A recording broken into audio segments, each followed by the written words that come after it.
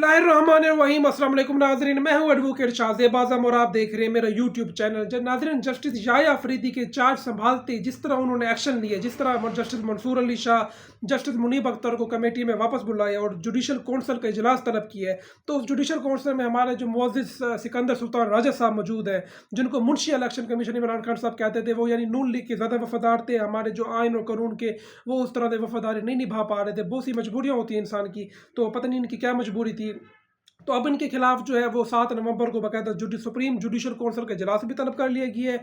वहाँ इनका जो कंडक्ट है वो ज़ेर बहस आएगा। और इसके अलावा जो है जो 28 अक्टूबर यानी कल बरोज़ सोमवार, तो सुप्रीम जो फुल कोर्ट रेफरेंस है उसकी जो मीटिंग है वो उसको उसमें भी इनका जो कंडक्ट है वो ज़ेर गौर आएगा कि इन्होंने जो सुप्रीम कोर्ट के फैसले की जिस तरह खिलाफ वर्जी की है, जिस तरह इन्होंने टाइम गेन की है, जिस तरह ये बार बार तसल्ली लेने के लिए पहुंच जाते थे कि जनाब हमारी तसल्ली नहीं हो रही, इस पर तसल्ली कराएं, फलां पे तसल्ली कराएं।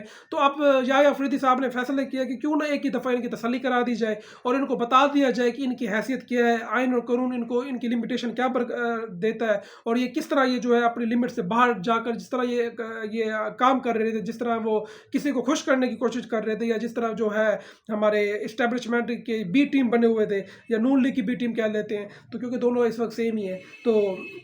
तो अब इनको मुझे लगता है कि अब इनको जवाब देने का वक्त आ गया है। और बदले में इन्होंने क्या किया है, अब इनको नज़र आ रहा है कि अब सामने जो शिकंजा टाइट होता नज़र आ रहा है। तो अब इन्होंने मौसूफ ने कल इजलास तलब कर लिया है जिसमें इनका एजेंडा है ये सुप्रीम कोर्ट के फैसले के ऊपर गौर करेंगे।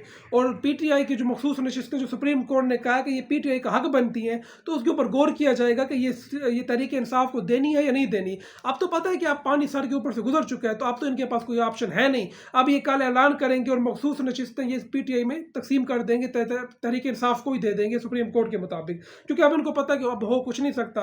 अब जो इनके हक में जो आईनी तरमीम की गई है, अब उस आईनी तरमीम जो है वो भी अब स्टिल इन क्वेश्चन है। उसके खिलाफ जो पिटीशन है वो भी मुझे लगता है किसी हफ्ते समाअत के लिए मुकर्रर हो जाएंगी। तो जिस तरह एक गैर आईनी तरमीम, जिस तरह सेपरेशन ऑफ पावर के खिलाफ एक आईनी तरमीम की गई है, तो ये आईनी तरमीम ज़्यादा अर्सा बरकरार नहीं रख सकेगी। इसको याह्या अफरीदी साहब भी इसको कलअदम करेंगे और सुप्रीम कोर्ट का जो फुल कोर्ट है वो इसका फैसला करेगा कि आया कि पार्लियामेंट के पास इख्तियार भी था या नहीं था इस तरह की आईनी तरमीम करने का, इस तरह की जो सेपरेशन ऑफ पावर प्रिंसिपल को तोड़कर।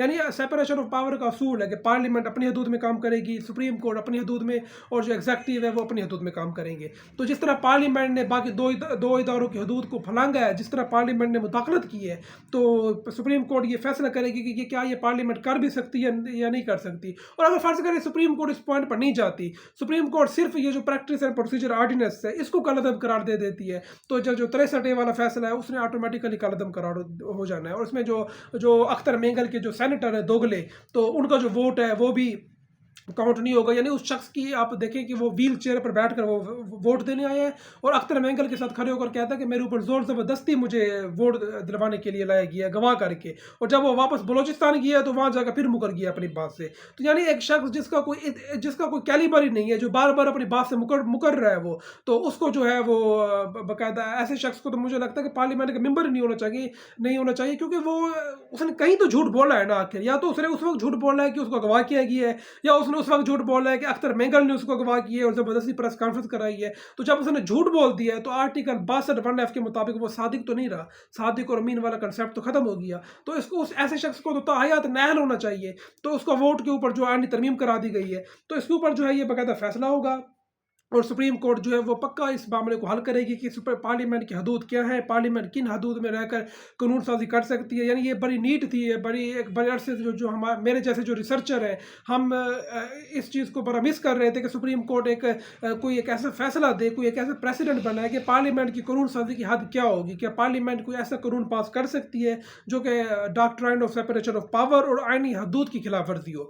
तो ये चीज़ जो है ये आप देखते हैं कि याह्या अफरीदी साहब जो है फुल कोर्ट कल ली गई है, तो इसमें जो है प्रैक्टिस एंड प्रोसीजर एक्ट इसमें ज़ेर बहस होगा, आईनी तरमीम ज़ेर बहस होगी और सिकंदर सुल्तान राजा साहब का कंडक्ट ज़ेर बहस होगा। तो अब मुझे लगता है कि ये जितने भी गैर जो इस्टेब्लिशमेंट की और काजी फैज़ की मोहब्बत में जो कुछ ये कर चुके हैं, तो अब एक एक करके इनका जवाब देने का वक्त आ गया है। और इमरान खान साहब के लिए भी जल्द अच्छी खबरें होंगी, क्योंकि इमरान खान साहब को अब किसी केस में रखना गैर कानूनी गैर आईनी तौर पर अब मुमकिन नहीं है, क्योंकि जो काजी फैज़ ने जो शील्ड मुहैया की हुई थी वो शील्ड खत्म हो चुकी है और इमरान खान साहब जो है अब उनके केसेस का फैसला मेरिट के ऊपर होगा, और मेरिट के ऊपर जब होगा तो इमरान खान साहब जो है वो ऑटोमेटिकली बाहर आ जाएंगे। उनके खिलाफ कोई ऐसा केस है ही नहीं, सारे घटिया किस्म के 2 नंबर जाली केसेस बनाए हुए हैं। कोई कभी उसने घड़ी बेच दी है, कभी उसने गैर कानूनी निकाह कर लिया है, तो यानी इस तरह के केसेस है, और कोई करप्शन का केस तो उनको मिला नहीं है। तो देखते हैं जनाब, आने वाला हफ्ता बड़ा अहम है और बड़ी अहम इतलात, बड़ी अहम खबरें आ रही हैं सामने, तो उन खबरों को भी हम डिस्कस करेंगे। मुझे मेरी अगली वीडियो तक के लिए इजाज़त दीजिए। अल्लाह हाफिज़।